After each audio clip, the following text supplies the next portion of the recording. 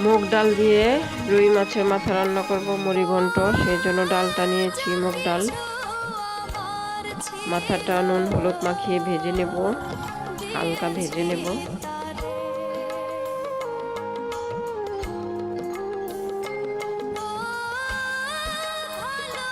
ভাজা হয়ে গেছে, তুলে নিতেছি। এবার কড়াইতে ওই তেলের মধ্যেই পেঁয়াজ বাটা দিয়ে দিব পরিমাণ মতো।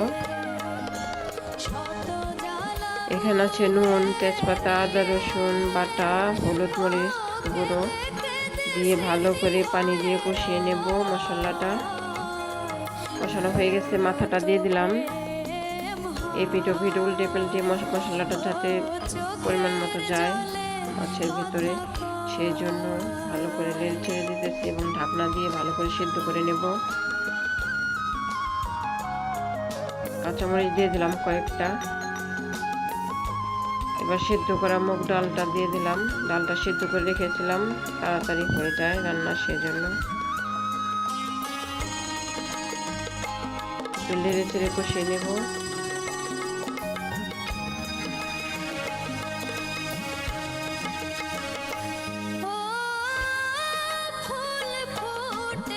কষানো হয়ে গেছে।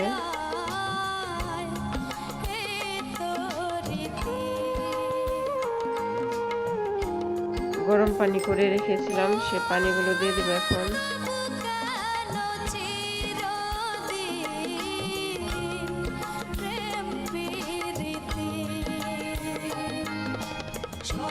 ঢেকে দিলাম।